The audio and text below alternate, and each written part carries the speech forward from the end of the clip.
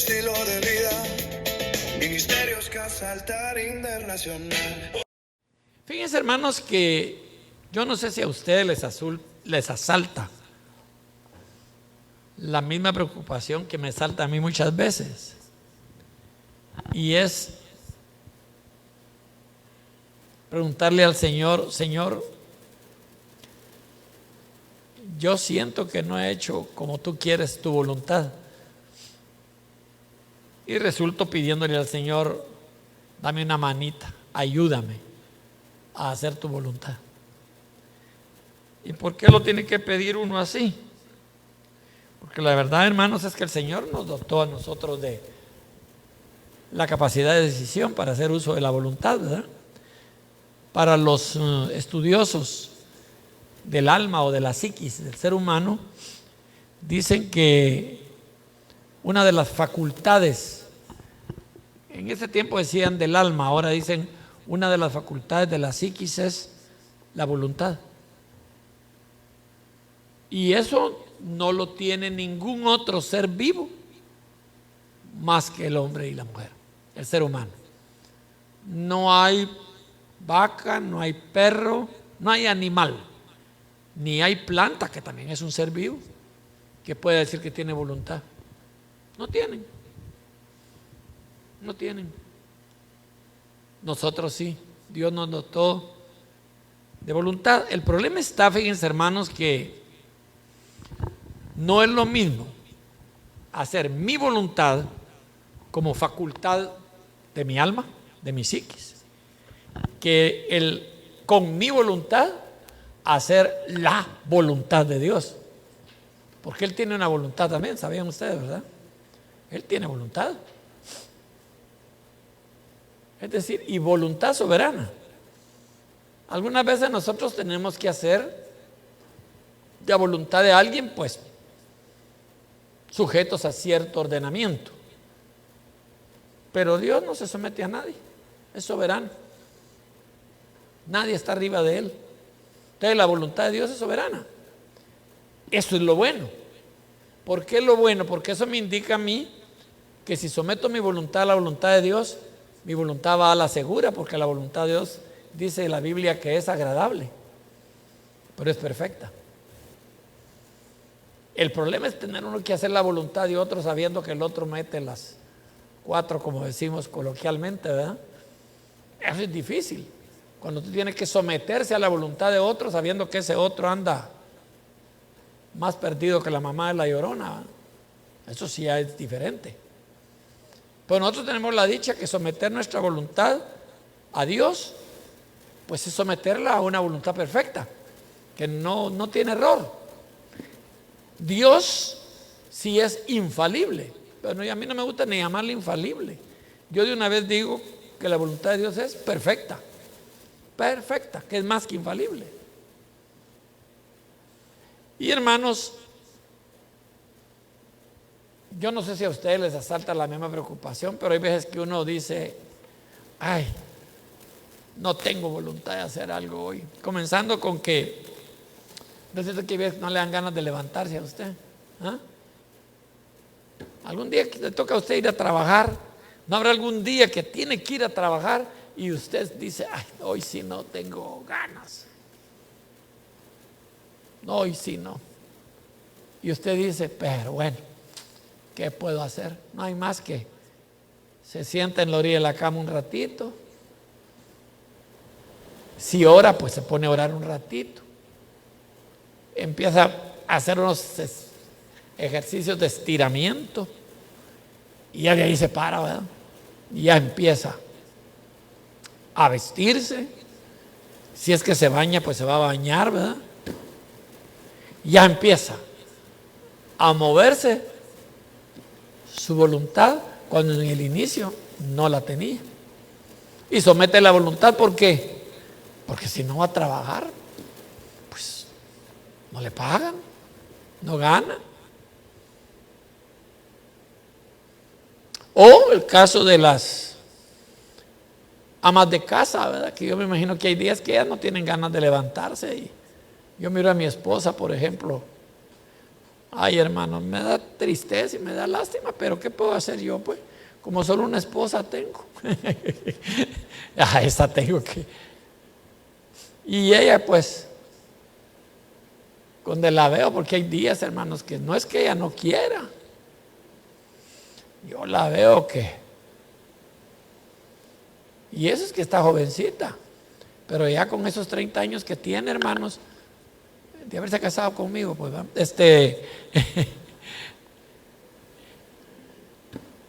ya pesan. Él dice un biólogo famoso que el ser humano empieza a morir el día que nace, dice. Imagínense ustedes. Y cuando uno nace, la siguiente etapa es desarrollo, crecimiento. Pero dice que empieza uno a morir, dice. Porque el desarrollo y el crecimiento implica potencialmente que eso que está logrando el organismo es declinable y llega uno de esa cuenta. Es que los niños nacen pelones y terminan pelones, ¿verdad? Bueno, yo no tanto.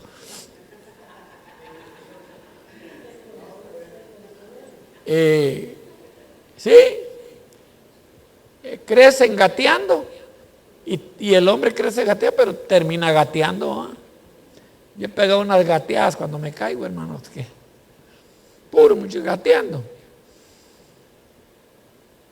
Qué cosas, ¿verdad? Y sin embargo, con esa voluntad humana que tenemos, lo más preocupante es que tenemos que hacer la voluntad de Dios, no la nuestra. De manera que hay ocasiones, hermanos, en que uno tiene que someter su voluntad personal a otra persona, al jefe. Bueno, ustedes ya saben. Y miren cómo es uno, ¿verdad? ¿Sometemos nuestra voluntad a la voluntad del jefe? ¿Sí o no? Al que le da órdenes a usted, el que le paga. ¿Somete usted su voluntad a la voluntad de él? ¿Por qué? Porque ahí está la feria. ¿Verdad que sí? Y si le dice él, mira, si no lo haces no te pago. Pues dice uno, pues ni modo. Pero dígame una cosa, con Dios, como que a veces que no nos va por ahí la cosa, ¿verdad? A sabiendas de que debemos hacer la voluntad de Dios, como que hay veces que no tenemos muchas ganas de hacerla. Me acuerdo del Salmo 143 que escribió el hermano David. Y en el Salmo 143, él precisamente expresa algo referente a ello, porque ustedes saben que David tuvo problemas con su voluntad, ¿verdad? En el Salmo 143:10 dice: enséñame, oigan lo que le pide a Dios, enséñame a hacer tu voluntad, porque tú eres mi Dios. Tu buen espíritu me guíe a tierra de rectitud. Y entonces me pongo yo a pensar, Dios mío, no solo me dio la facultad de poder decidir, porque eso es voluntad, ¿eh? La facultad que yo tengo y usted tiene de decidir de hacer algo o no hacerlo. Eso es voluntad. La capacidad que tiene el ser humano de decidir hacer algo o decidir no hacerlo.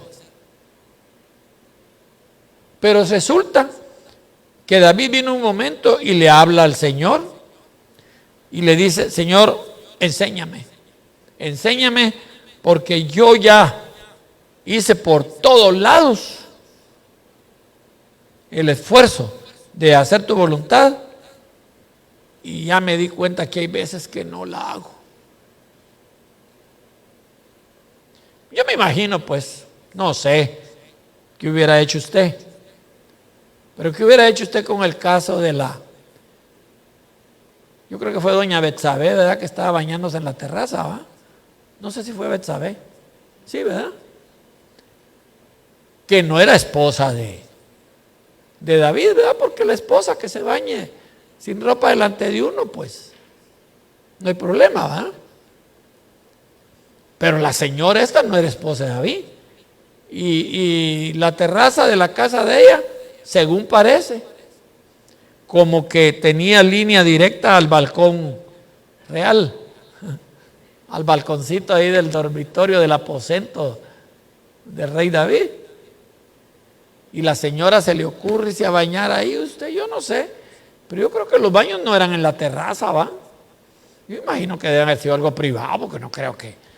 Pero la señora, quizá había mucho calor y se pone a bañarse ahí ustedes. Y el David, pues, no hubo más que, como dijo aquella señora allá de la lavandería donde yo estuve, el David empieza a echarse su taco de ojo. Y no quitó la mirada, ¿va? Y no solo no quitó la mirada cuando ella se estaba bañando, sino que como era el rey, en ese tiempo el rey decía, tráiganme a la fulanita que ya vi, me la traen por favor. Y se la llevaban. Esta señora tenía a su esposo y general del ejército del rey. Pero el David no sé qué le pasó con su voluntad. Y empezó a insistirle al general, ¿verdad? Ya un poquito apenado porque, según parece, se empezó a meter con la señora ajena. Y ya después debe haber dicho él, de repente va a salir embarazada. Y aquí mejor que le caiga el muerto al marido, no a mí. Y le empezó a decir al general, mira vos, le dijo, anda, dormite con tu marido, tu esposa, anda acostada con tu mujer. Y el general no quería porque la norma dentro del ejército en ese tiempo, como una disciplina militar, era que los militares y también los atletas hoy, no solo los, aunque ahí la Biblia habla solo del caso de los militares, pero también los atletas se abstenían de todo, incluyendo de tener vida íntima con sus parejas. De manera que el general que iba a ir al otro día o a los pocos días a la batalla, no tenía por qué ir a dormir con su esposa. Era la idea de ellos que como que perdía fuerza, no sé.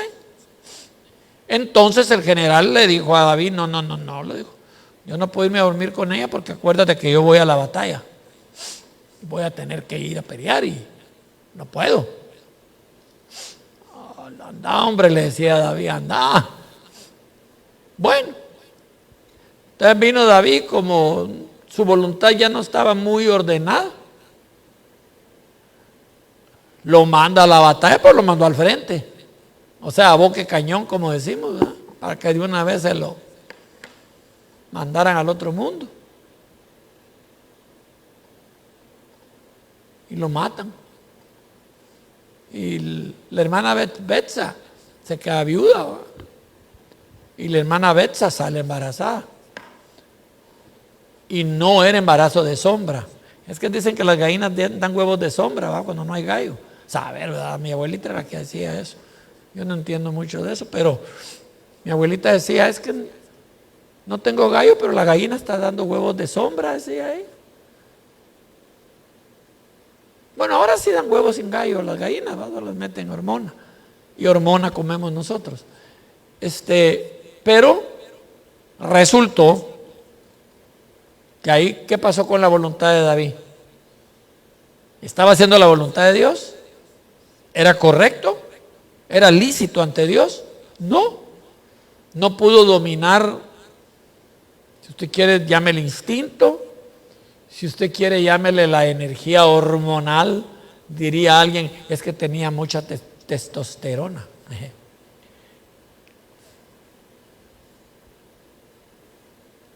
Y no pudo dominar, hizo su voluntad, ¿ve? Bueno, Ustedes conocen el resto de la historia, ¿verdad? Sale embarazada doña Betsa, nace el niño. Lo quiere David, porque era de él, ¿verdad? Hijo de él. Se les muere. Y esa muerte de ese niño despierta una experiencia en David, que hasta escribió un salmo referente a la gran depresión en la que cayó cuando el muchachito se le muere. Entonces, hermanos, él se da cuenta. Dice David, hacer la voluntad de Dios no es tan fácil, dijo él. Hay que aprender. Y por eso le dice, enséñame. Cuando usted le dice a alguien, enséñeme, ¿qué le está diciendo usted? Quiero aprender, porque no lo puedo hacer. ¿Verdad? Si usted puede, no dice que le enseñen. Pero si usted no puede, ¿qué dice? Enséñame. Enséñeme, y yo aprendo. Y eso hizo David. Señor, ya me di cuenta que no puedo. Enséñame a hacer tu voluntad. Y hermanos, esa palabra enséñame tiene cierta implicación hoy. ¿Saben por qué? Porque tan fácil que es decir enséñame. Pero enséñame implica que si en el aprendizaje usted falla, comete un error dentro del aprendizaje, usted tiene que pagar su error. Voy a poner un ejemplo. Supóngase que a usted le están enseñando una de lo que le llamamos nosotros una técnica. Ustedes saben que hay carreras profesionales, pero hay carreras técnicas. ¿Cuáles son las carreras profesionales? Abogado. Se le llaman ciencias liberales también.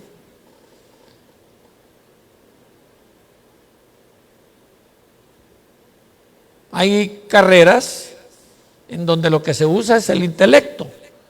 Y se dice que se usa el término cognitivo, y quiere decir que se maneja el conocimiento.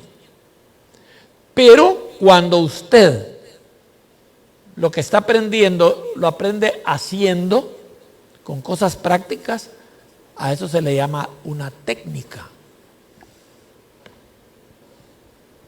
No es lo mismo una técnica que un desarrollo profesional, cognitivo. El abogado se aprende las leyes. El médico pues se aprende lo que llamamos el vademecum médico.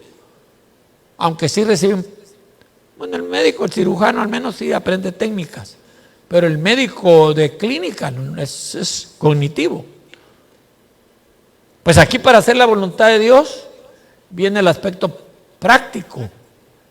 Y para Dios hacer su voluntad es que en la vida práctica, la vida cotidiana, usted somete su voluntad, que es facultad suya, a la voluntad de Dios. Se me viene el ejemplo, hermanos, más sencillo para explicárselo.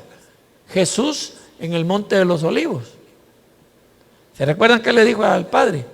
Señor, le dijo, mira, si es posible que se vaya de largo esta copa, se vaya de largo este problema, que me quieren matar, mejor ya no hagamos el plan, como el Padre, el Espíritu Santo y Jesús, el Hijo, ya habían hecho el plan de redención, y era que Jesús iba a morir porque no había remisión de pecados sin derramamiento de sangre. Entonces había que cumplirlo. Y dijo él, bueno, yo me hago hombre, que él era solo el verbo. Yo me hago humano, dijo, y voy. Pero ya cuando ya tenía 30 y tantos años, le toca ya cumplir con eso. Y hermanos, Jesús sabía que ya esa noche era posible que lo capturaran y que otro día lo estuvieran sentenciando. Que así fue, pues, ¿verdad? Entonces, hubo un momento en que como que Jesús tenía voluntad también, hermanos, como nosotros, humana. ¿Por qué les digo que tenía voluntad humana como nosotros? La Biblia lo dice, que fue tentado en todo, ¿como a qué? Como a los humanos, como a los hombres. Ahí el término usa hombres, pero el término ahí es, fue tentado en todo como a un ser humano. En el traducido más a términos originales. Así fue tentado, en todo, dice. Y cuando dicen todo, es en todo. Pero le agrega la palabra, pero sin pecado. ¿Qué indica eso? Que tenía voluntad humana, pero como la sometió a la voluntad de Dios, no sucumbió ante el pecado. El secreto, hermanos, está en someter la voluntad de uno a la voluntad de Dios. El problema es cómo hacerlo. Y para David dijo, no, aquí el Señor me tiene que enseñar. ¿Cómo me enseña?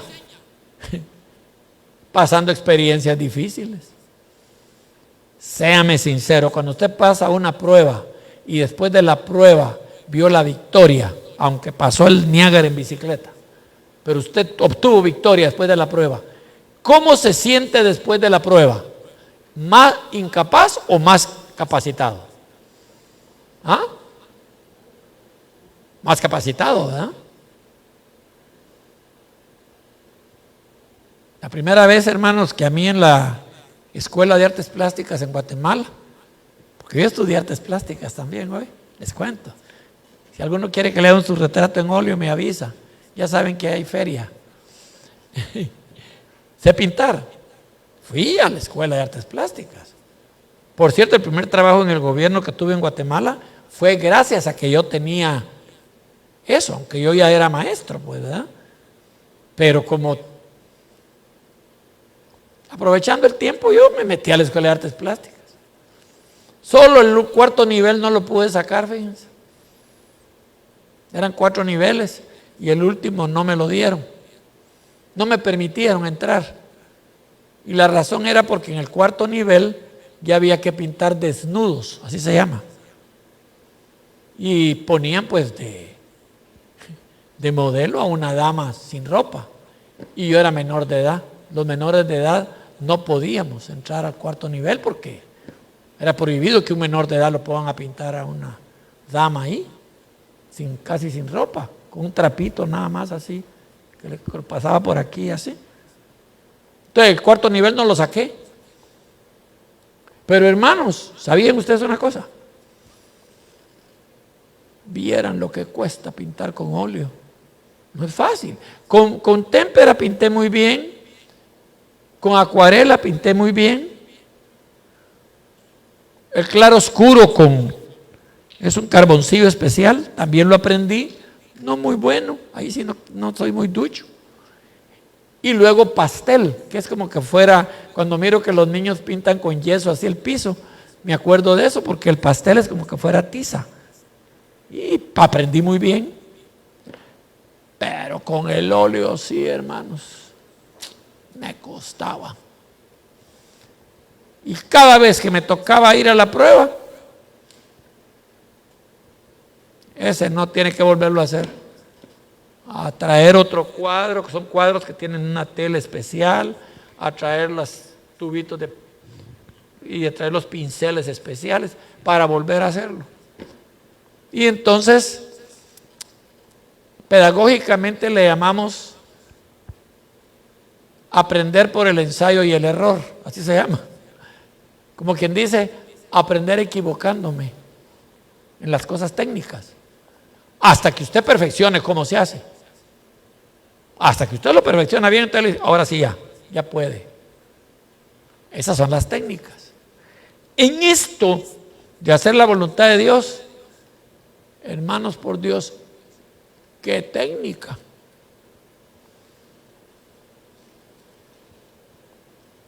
¿Se siente usted perfecto para hacer la voluntad de Dios ahorita? ¿Ah? ¿Y qué tal si nos dan un taller cada sábado, hermanos, sobre cómo hacer la voluntad de Dios? ¿Ah? Todos los sábados de las 7 de la mañana a las 7 de la noche nos pueden dar y nunca vamos a ser perfectos en hacer la voluntad de Dios. ¿Hasta qué? ¿Qué dice Efesios 4?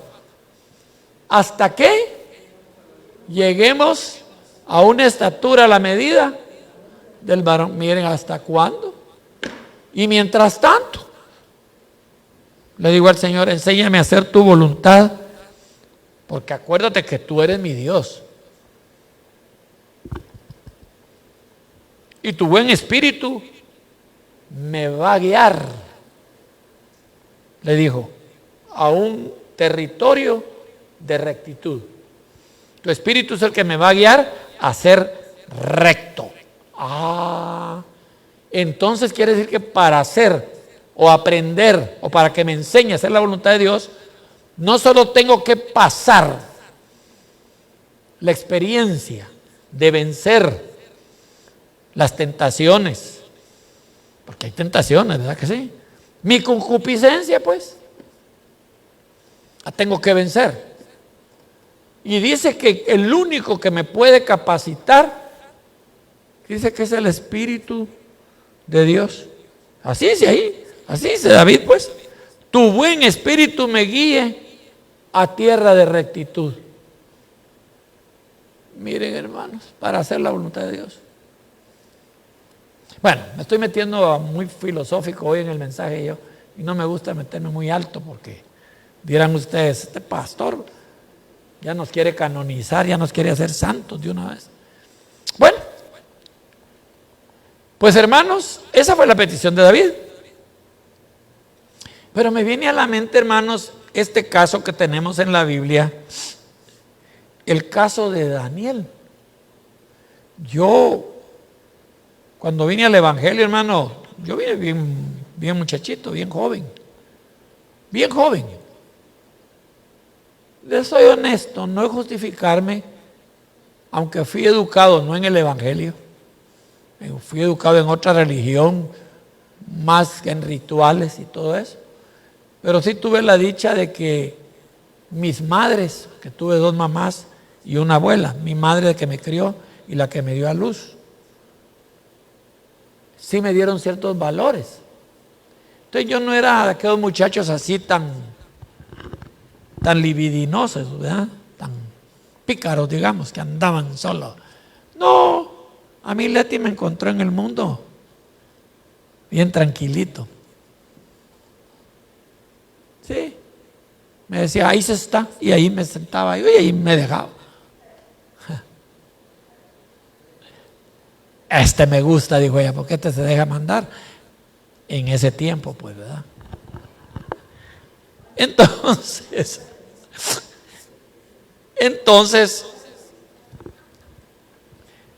Daniel es un caso muy especial, hermanos, en ese sentido de hacer la voluntad de Dios, porque ustedes lo han leído, hermanos. Yo no les estoy predicando nada nuevo aquí, pero es admirable lo que hizo ese muchacho ahí, ¿verdad? Admirable. Ahí en Daniel, en el capítulo 9, versículo del 1 al 2, habla cómo Daniel, pues, empieza a ver los libros, cómo de Dios empezó a hablarle al pueblo. Voy a hacer un paréntesis. Hermanos, ustedes saben que el pueblo de Dios se dividió, ¿verdad? Lo que llamamos el pueblo de Israel, ¿verdad? Están los del norte y los del sur, digamos, ¿verdad? Y Israel se dividió en dos partes. En los del norte, los que llamamos Israel, pues se fueron unas tribus. Y para acá aparece la otra parte, que es lo que le llamamos Judá, donde aparece Ismael, ¿verdad? Los ismaelitas. No, Benjamín, perdón. Benjamín y Judá. Esto, hermanos, provocó que esa división del pueblo tuvieran con más facilidad ataque. Siempre, hermanos, siempre, hoy, donde hay división, es más fácil atacar, hoy. Una de las estrategias militares que se usan ahora es que al ejército que se ataca hay que ponerle 2, 3 flancos para que se divida el ejército y agarre unos para allá, otros para allá y otros para allá, porque así se le vence más fácil. ¿Se han fijado ustedes que cuando un ejército quiere atacar a un país, en ese país procuran que haya 3, 4 problemas? Que haya problema aquí de drogas, que aquí problema de violencia, que aquí problema de esto, para que cuando los atacan, están menguados, porque están divididos. Y eso pasó con el pueblo. Pues hermanos, con el pueblo el Señor pasó así. En Daniel capítulo 9, versículos 1 y 2 dice: en el año primero de Darío era hijo de Azuero, de la nación de los Medos, que vino a ser rey sobre el reino de los caldeos. En el año primero de su reinado, yo, Daniel, dice, yo miré atentamente en los libros el número de los años que habló Jehová al profeta Jeremías, que habían de cumplirse las desolaciones de Jerusalén en 70 años. Hermanos, por el amor de Dios, se fue Daniel a investigar y se dio cuenta que ya Jeremías había dado una profecía sobre cómo iba a desolarse a Jerusalén, cómo se le iba a atacar y cómo se le iba prácticamente a vencer.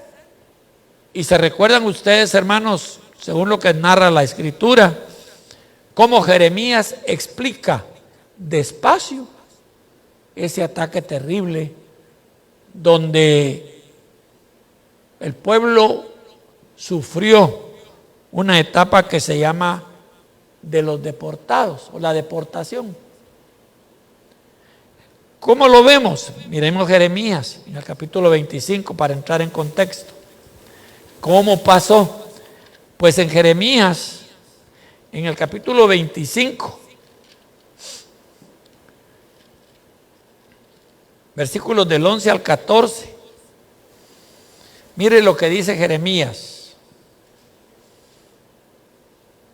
Y se lo está diciendo, hermanos, al pueblo de Dios. Jeremías 25, del 11 al 14. Esto, hermanos, en un mensaje así como el de hoy cuesta mucho darlo hoy, porque esto sería dar un estudio.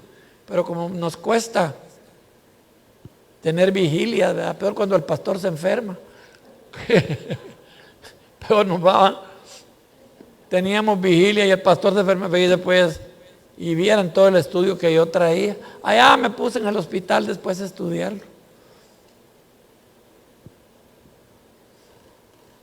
Y empecé a estudiarlo y dije, ¿y este mensaje para cuándo era? Dije. Y hasta como el martes me vine a acordar que era que yo tenía vigilia el sábado.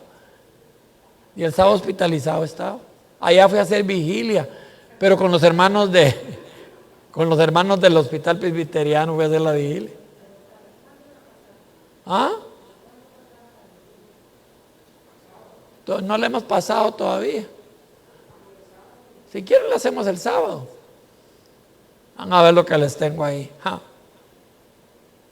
Bueno, pero mientras ese momento llega, en el libro de Jeremías, en el capítulo 25, versículo 11 al 14, dice: toda esta tierra, dijo Jeremías, será puesta en ruinas y en espanto. Miren qué profecía. Y servirán estas naciones al rey de Babilonia 70 años.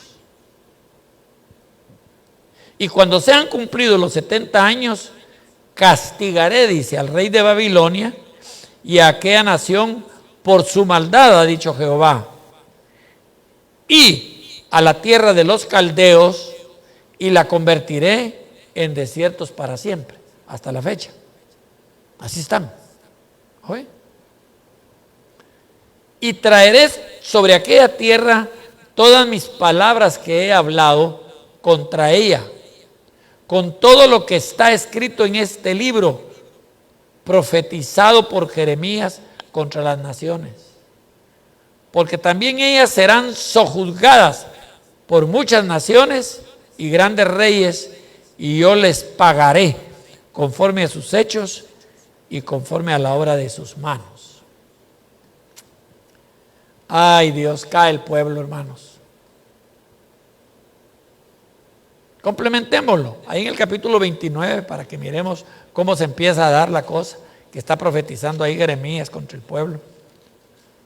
Dice en Jeremías 29, capítulo 29 ahora, pero versículo del 10 al 14.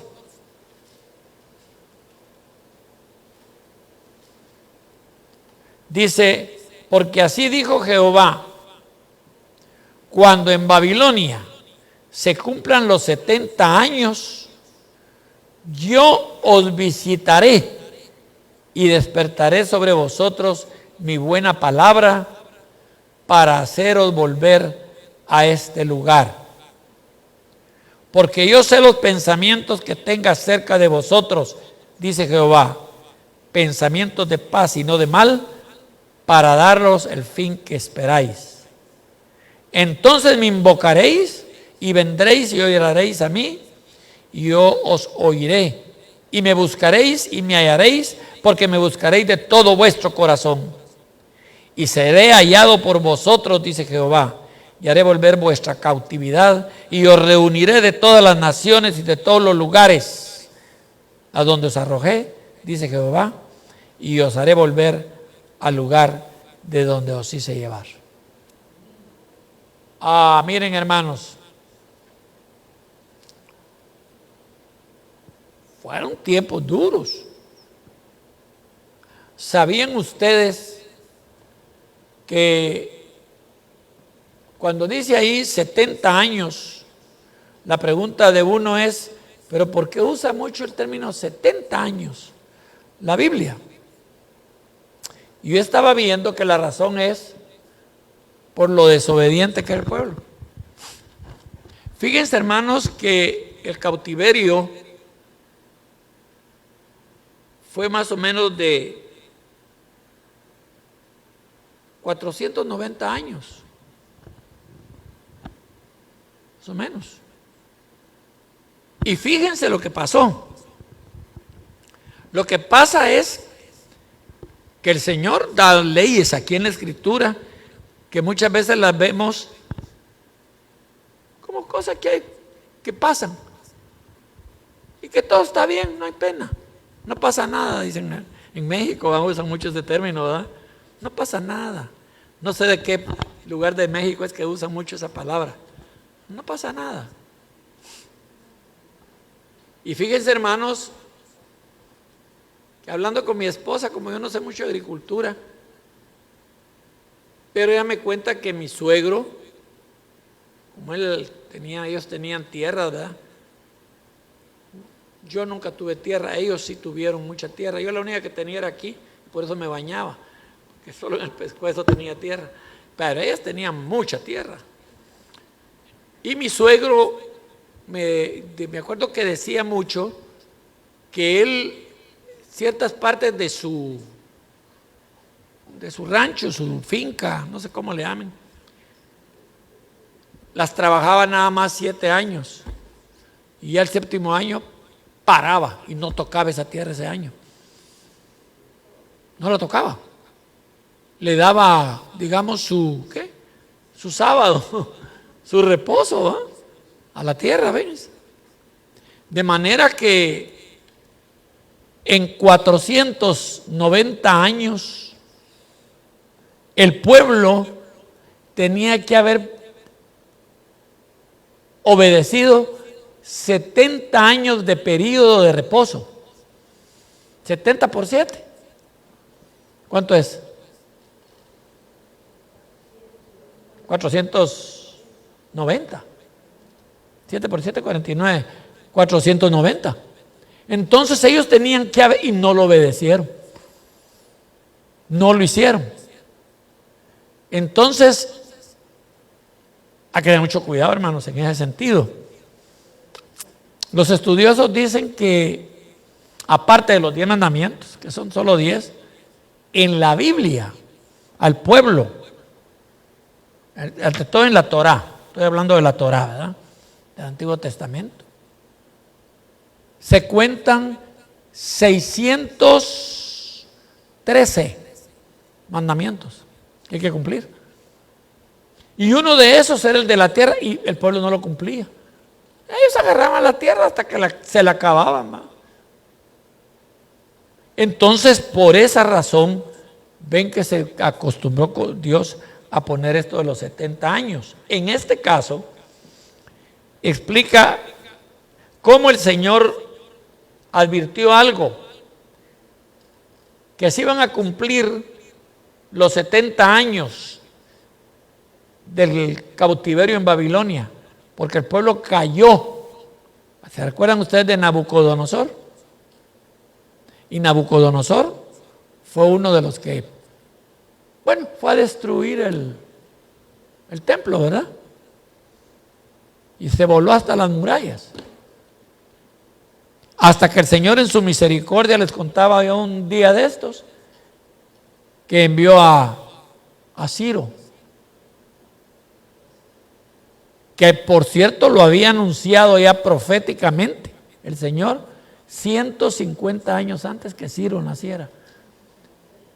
Pero Ciro no era del pueblo de Dios. Ciro era persa.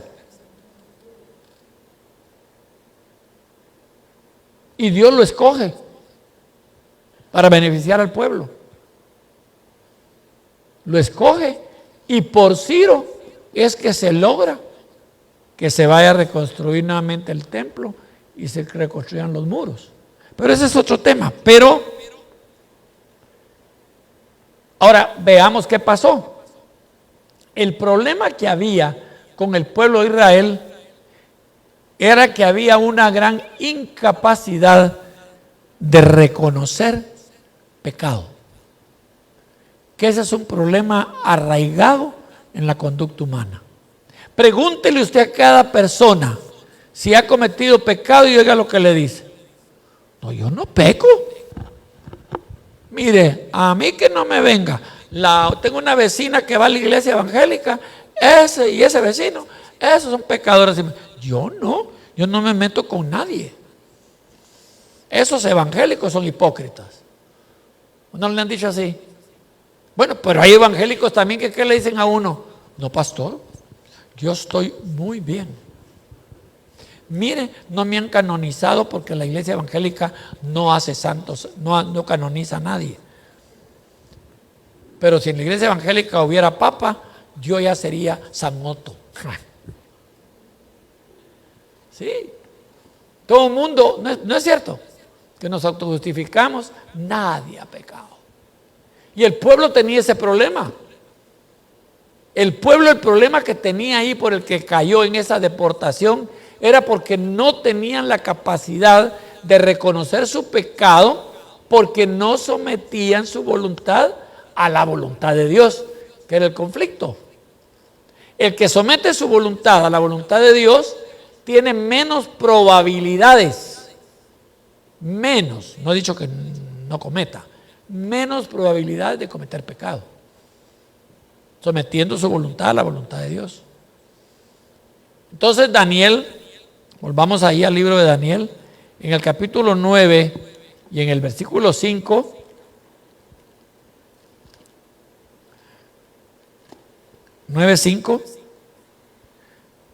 tomó una actitud y dijo, no, aquí tengo yo que reconocer algo.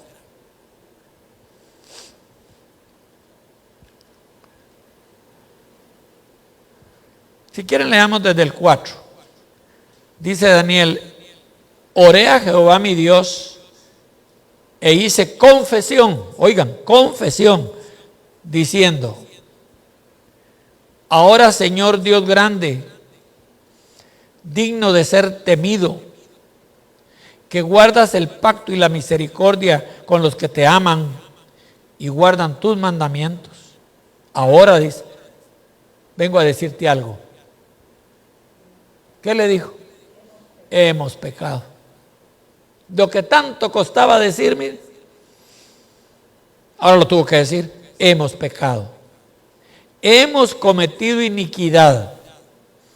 Hemos hecho impíamente y hemos sido rebeldes. Y nos hemos apartado de tus mandamientos y de tus ordenanzas. No hemos obedecido a tus siervos los profetas, que en tu nombre hablaron a nuestros reyes, a nuestros príncipes, a nuestros padres y a todo el pueblo de la tierra. En una palabra que le dice Daniel, Señor, aquí venimos ahora a reconocer que el problema de nosotros es que somos resistentes a hacer tu voluntad e incapaces de reconocer nuestro pecado. ¿Y sabe qué se llama cuando una persona no reconoce su pecado? Se llama autojustificación. ¿Sabe cómo es la autojustificación, verdad?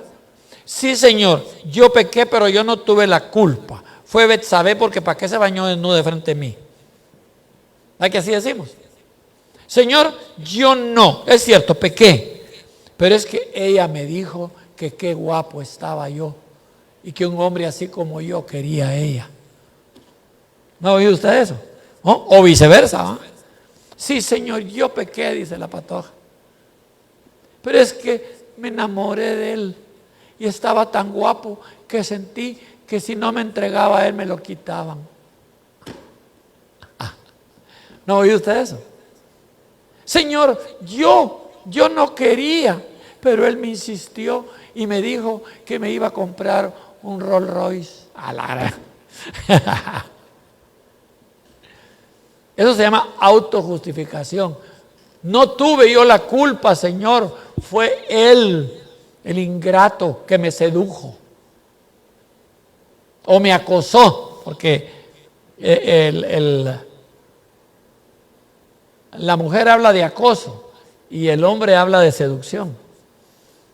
Dicen que las mujeres seducen y los hombres acosan, dicen. No, Señor, yo no tengo la culpa. Eso se llama autojustificación. Daniel no. Señor, hemos pecado y lo hemos hecho así. No hemos sido rebeldes, no nos hemos sujetado y ese es el problema que tenemos. No queremos hacer caso.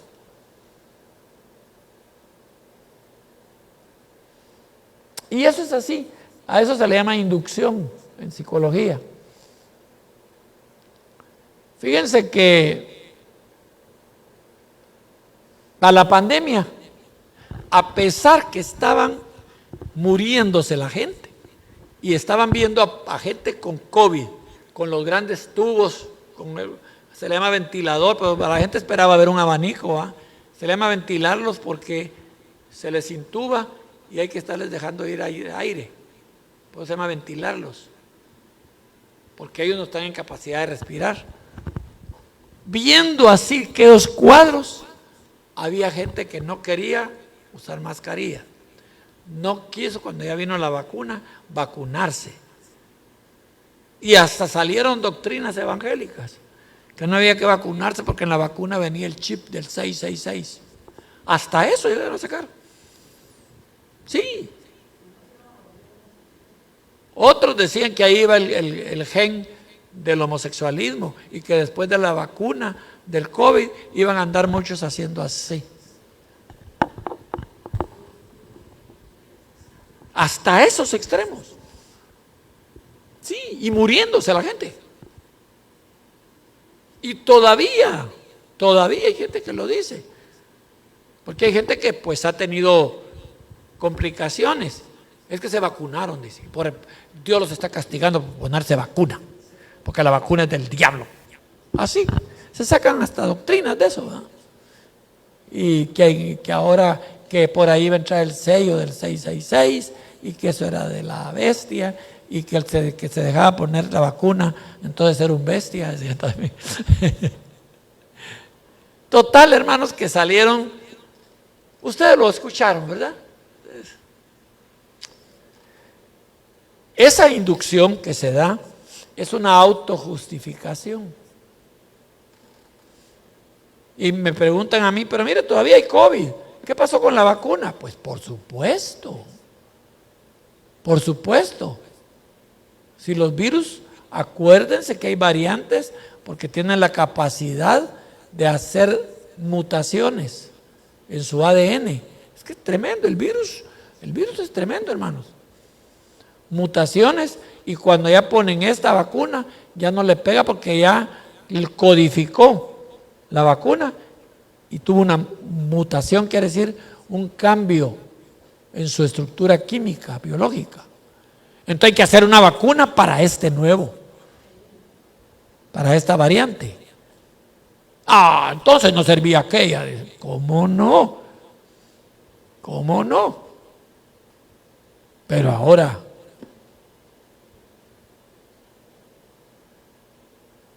hay gente que ahorita le da el herpes zóster, ¿cómo le llaman aquí? Chiquilla, chinquín. Bueno, culebría le llaman también, ¿verdad? Esos son nombres populares. El nombre médico es herpes zóster, que no es más que el virus de la varicela que se queda ahí en el organismo de una persona y al llegar a cierta edad que bajan sus defensas, brota. Máxime si nunca lo vacunaron, ¿verdad? A mí no me ha dado, fíjense, bendito sea Dios. No me ha dado herpes a mí. No. Sí. A mí me vacunaron. A mí me metieron las vacunas hasta de las vacas, ¿ves? Sí, porque las vacunas en ese tiempo con las vacas las probaban, por eso se llama vacuna. Hoy. Ahora ya no se hacen así, pues, ¿verdad?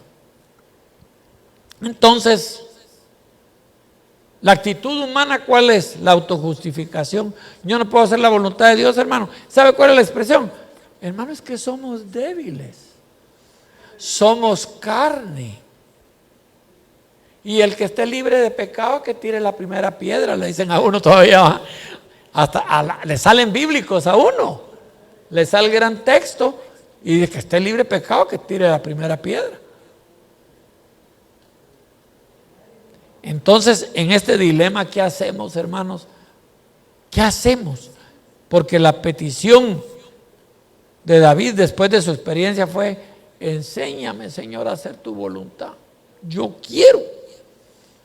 No quiero terminar por la desobediencia porque aquí tenemos el ejemplo. Mire ese pueblo, hermanos, ese pueblo de Israel está llevando unas reveses y unas experiencias. ¿Por qué?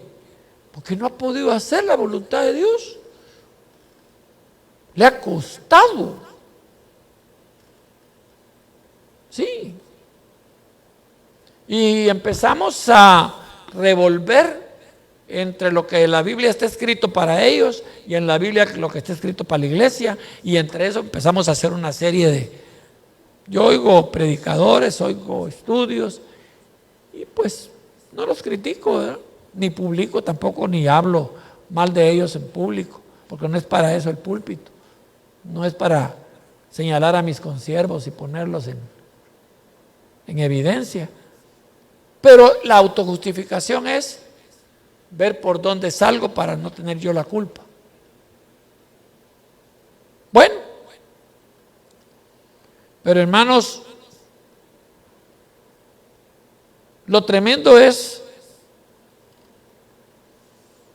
que después de todo esto tenemos que recordar, hay algo que está en Segunda Crónicas, no quiero que se me pase, en Segunda Crónicas en el capítulo 36, y miren lo que sucede aquí. Crónicas 36, 20, 21.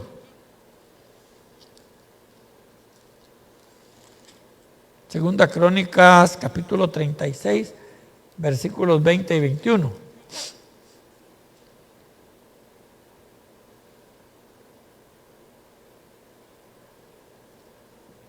¿Se recuerdan que la cautividad fue a Judá, verdad?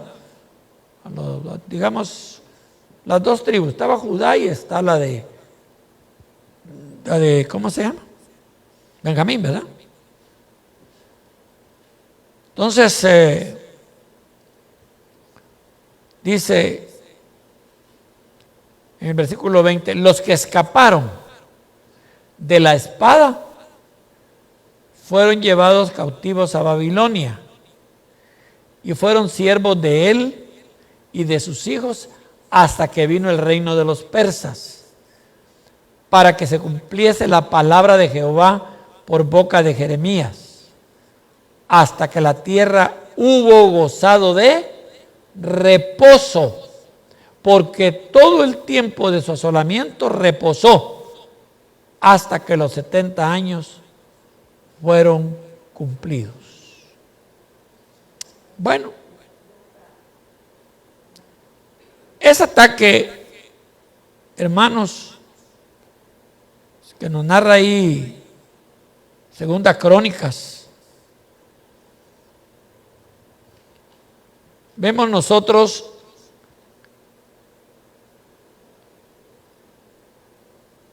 cómo ahí aparece, después de todo esto, la mano de Dios. Yo me pregunto, hermanos, ¿cómo es posible? Miren lo que es la voluntad de Dios. Qué sorpresa, ¿verdad? ¿Cómo es posible que un rey que no tenía nada que ver con el pueblo de Dios, que no creía en Dios, que no era su Dios, la Biblia incluso casi le llega a llamar que es un redentor, un Mesías? Casi así le llega a llamar. No era el pueblo de Dios. Y lo anuncia proféticamente la palabra. Jeremías lo anuncia. Y 150 años antes de que él naciera. Lea usted Segunda Crónicas 36, 22. Dice, mas el primer año de Ciro, rey de los, ¿de dónde eran? De los persas. Persia era del pueblo de Dios, hermanos. ¿Ah? ¿Era de Israel? No. ¿Saben quiénes son los persas ahora? Irán.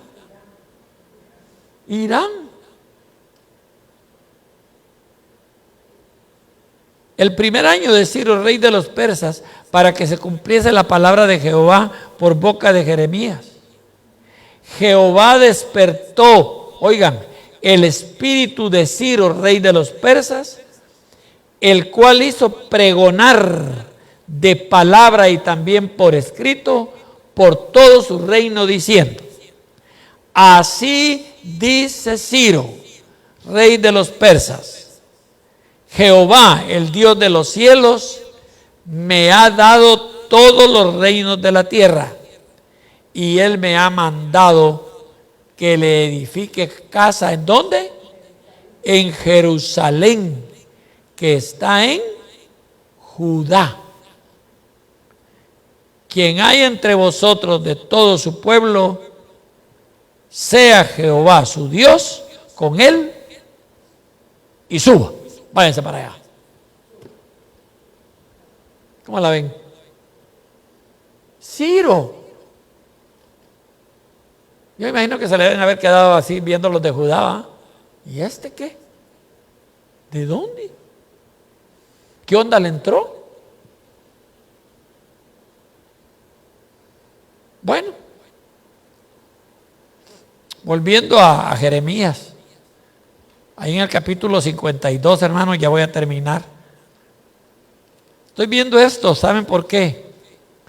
Porque yo creo firmemente que para nuestros tiempos, que ya son tiempos cruciales, es importante el hacer la voluntad de Dios. Oye, y muchos todavía estamos en si la hago o no la hago.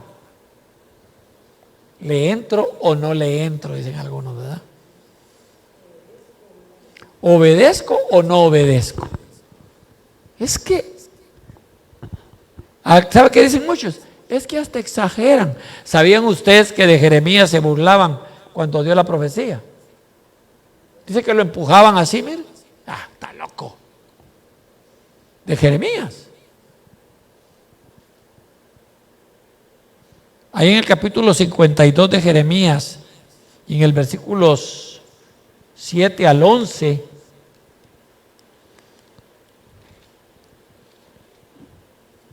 ...52 es...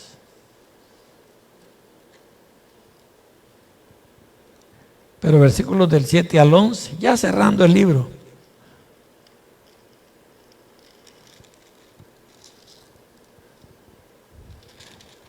Dice: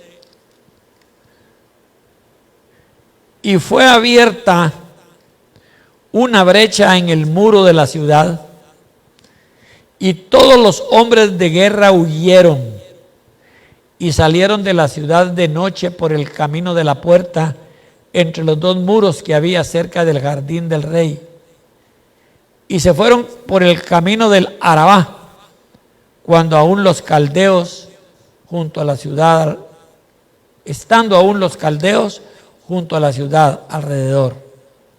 Luego, ¿qué dice? Y el ejército de los caldeos siguió al rey y alcanzaron ¿a quién? A Sedequías en los llanos de Jericó, y lo abandonó todo su ejército. Entonces prendieron al rey y le hicieron venir al rey de Babilonia a Ribla, en tierra de Hamat, donde pronunció sentencia contra él. Y oigan lo que pasó. Y degolló el rey de Babilonia a los hijos de Sedequías delante de sus ojos. Y también degolló en Ribla a todos los príncipes de Judá.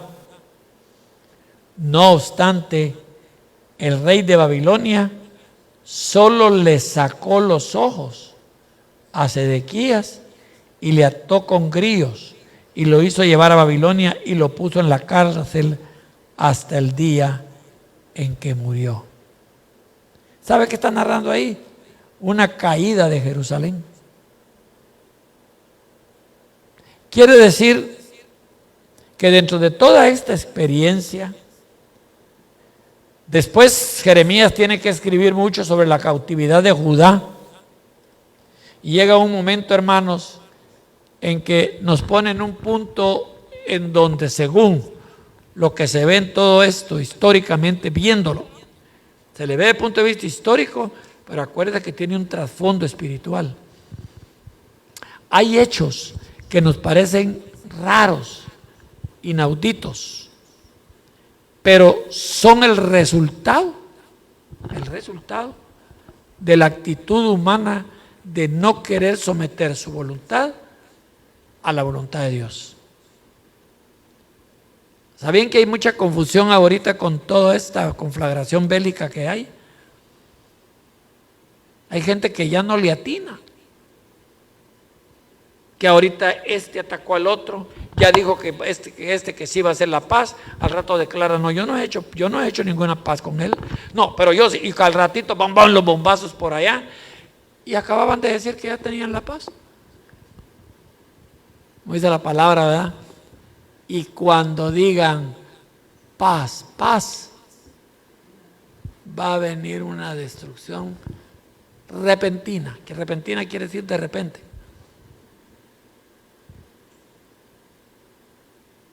La gente está confundida.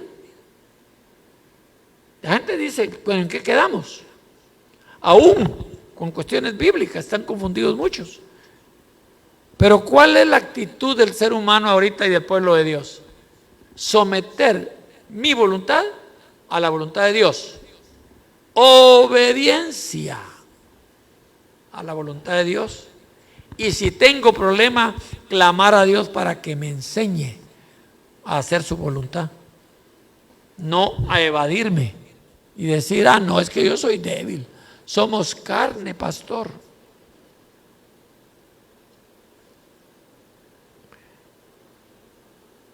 Terminemos, hermanos, con lo que escribió entonces David en el Salmo 137. El Salmo 137, versículos del 1 al 6. Miren lo que escribe en conclusión.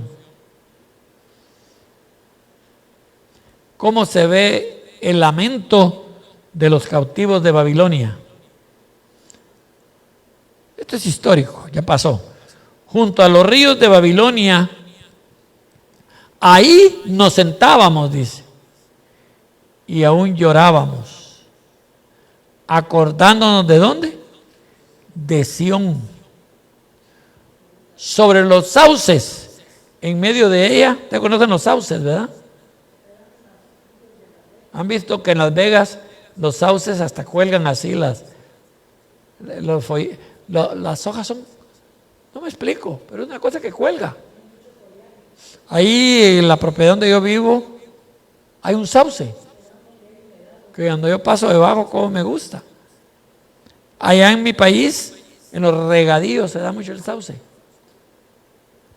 Entonces, sobre los sauces, en medio de ella, colgamos nuestras arpas. Mire lo que hicieron. Y los que nos habían llevado cautivos nos pedían que cantásemos. Y los que nos habían desolado nos pedían alegría, diciendo: cantadnos algunos de los cánticos de Sión. ¿Y sabe qué le contestaban? ¿Cómo cantaremos cántico de Jehová en tierra de extraños? Si me olvidare de ti, oh Jerusalén, pierda mi diestra su destreza. Mi lengua se pegue a mi paladar. Si de ti no me acordare, si no enalteciere a Jerusalén como preferente asunto de mi alegría. Los mismos enemigos están esperando si el pueblo de Dios en medio de la adversidad va a colgar la alabanza y los, como dicen los tenis, o van a ser siempre llenos de fe y de alegría. Porque ahorita sabe cómo se miran las iglesias. Alguien decía, desoladas, y como que hay velorio. Y por cualquier cosa, no se preocupen, no pasa nada, dice ese término, ¿verdad? No pasa nada, no va a pasar nada.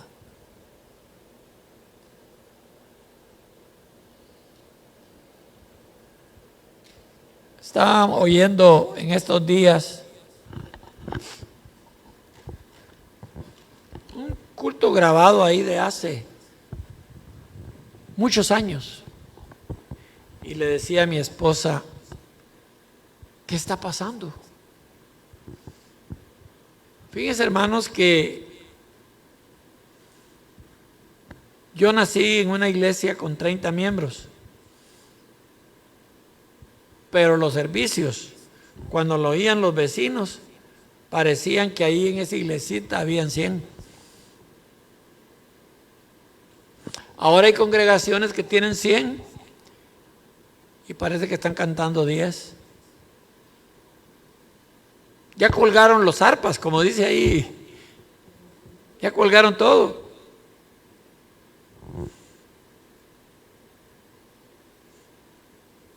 Viene un tiempo en donde si nos ponemos a ver para atrás, retrospectivamente, pues, lo que pasó con el pueblo de Israel, ahora viene lo que tenemos que pensar, y conmigo en lo personal, ¿qué va a pasar?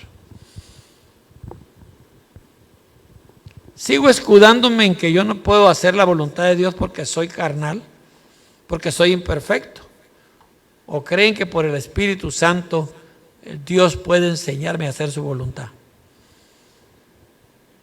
Porque miren, hermanos, humanamente ahorita se está presentando en todas las iglesias, no solo en la evangélica hoy, un espíritu de oposición mental, espíritu de oposición emocional también, espíritu de oposición ¿cómo le dijera? Doctrinal, pues, ¿verdad? Doctrinal. No quería decir esto, pero lo voy a decir aquí entre paréntesis. Ustedes saben que los que hemos estudiado teología, pues estamos siempre también a la expectativa en el fenómeno religioso mundial. Y esta semana, estos 15 días que pasaron, nadie ha ignorado que la iglesia institucionalizada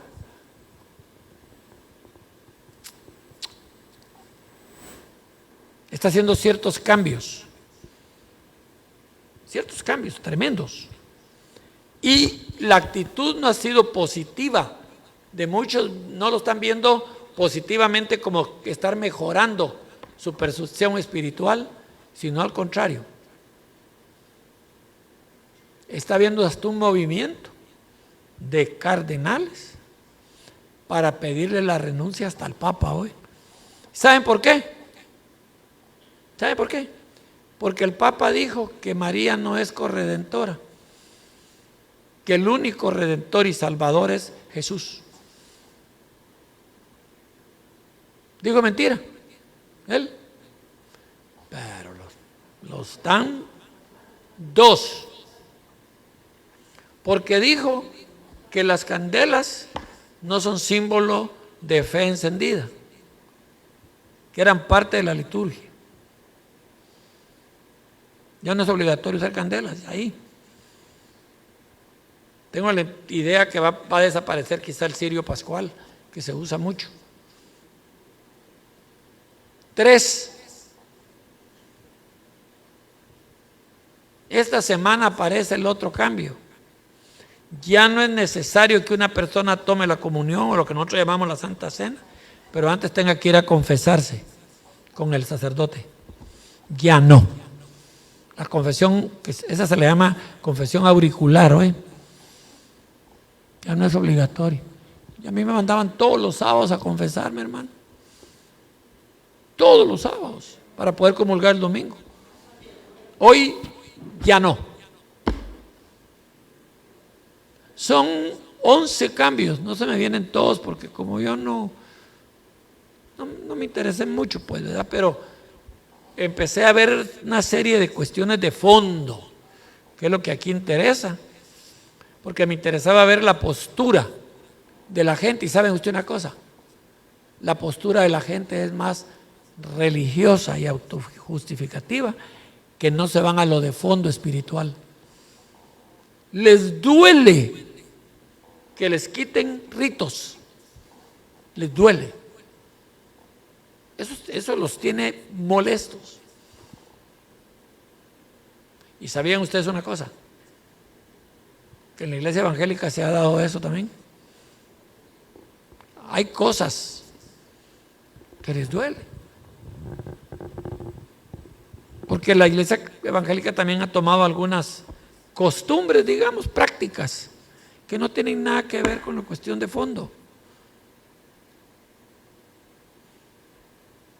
Y cuando se hacen ciertos cambios, no gustan. Voy a tener que decir esto, ay, no hubiera querido, pero bueno. Estábamos en Flower Mount y una hermana pues lo acompañaba a su hijo ya grande con su esposa. La mamá, un hombre y la esposa muy contenta llegando a la congregación. Y de repente un día, como yo, hermanos, cuando veo varios días que alguien no está viniendo, no ando detrás de él por auscultar, sino por ver qué necesitan. Es el papel del pastor. Porque cuando Jesús le preguntó a Pedro, ¿me amas? Le dijo, sí, entonces cuídame mis ovejas, pastoréamelas. ¿Y qué significa cuidarlas? ¿Ah? Que solo le diga, Dios le bendiga, hermana, gracias por haber venido al culto, ahí viene el otro domingo. Eso es cuidarla. Cuidarla es que yo me interese, no de su vida privada y meterme en todas, pero si está enfermo, ver. A veces que no lo llaman a uno, pero yo me intereso, hermanos. Y si no viene, algún problema debe tener, no por andar averiguando su vida privada. Y esa vez, pues noté que el hijo de la hermana ya no estaba llegando. Y me le acerqué a la hermana, muy linda la hermana, la mamá del muchacho. Y le dije, ¿qué pasa? Tengo días, ¿está malito su hijo o qué? ¿Tiene algún problema? No, hermano, fíjese que ya no quiere venir. Dijo que ya no va a venir aquí. Porque a él lo que no le parece aquí es que las hermanas, ninguna de las hermanas usa tapado, me dijo. Las cuestiones. Por eso digo que ya no.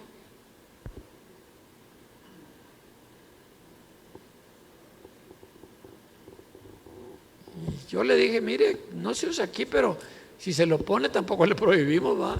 Hermana, si usted quiere traer tapado, tráigame, yo no sé, pero Pablo cuando escribió sobre eso, ¿qué dijo? A ver quién se acuerda del texto, cuando le consultaron sobre el usar el... Sí, pero al final, ¿qué dijo? Pero nosotros no tenemos tal... Pablo la tomó como costumbre, no como asunto de fondo espiritual, ¿verdad? Él habló de costumbre. Entonces, hermano, hubo un hermano que me dijo que no le gustaba que yo cuando venía a predicar me ponía sacos de varios colores, cuando yo debía haber venido siempre de negro. Chica, yo estoy de luto, le dije, que yo tenía que venir de negro. Y le dije, mire hermano, disculpe, pero el hábito no hace al monje. Es cierto, tenemos que venir presentables, ¿verdad? Eso sí, por supuesto. Tengan la seguridad, hermanos, que yo no voy a venir con camiseta aquí, sin mangas, hoy, con un short hasta aquí y con tenis, ¿verdad? Nunca me van a ver así hoy. Ni en el púlpito ni fuera de él tampoco. Pues imagínense que venga yo con zapatos Spy, que es lo que usan para los alpinistas. No, tampoco, ¿verdad? Pero con esto, ¿qué les quiero decir? Se dan una serie de costumbres y si no se practica esa costumbre, ya andamos mal, ¿verdad? Ya andamos mal. Entonces, yo les digo la verdad que el 31 de octubre no quise comprarle pastel de calabaza a Otto René, porque como es la fiesta de la calabaza, no quise. Entonces le compramos uno de fresa. Muy bien. Entonces, hermanos, corolario y en conclusión, pidamos al Espíritu Santo que nos enseñe a hacer la voluntad del Señor mejor. Un estilo de vida, Ministerios Casa Altar Internacional.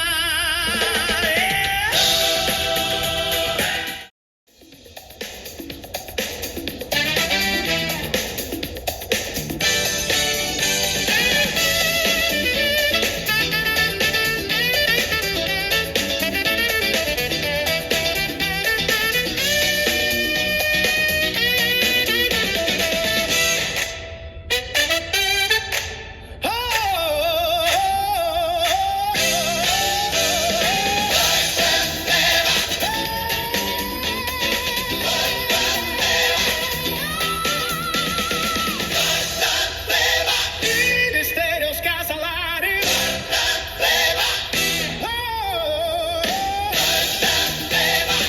Ministerios Casa Lares.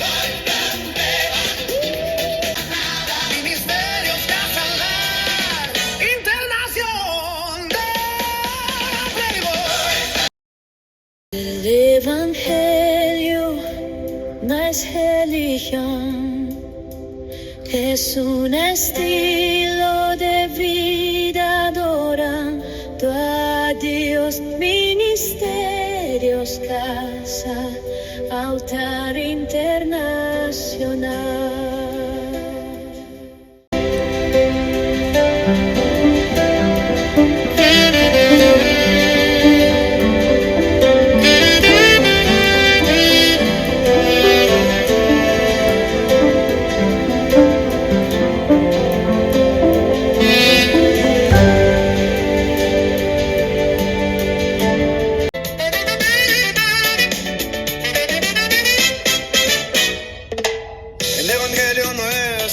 religión, es un estilo de vida. Ministerios Casa Altar Internacional.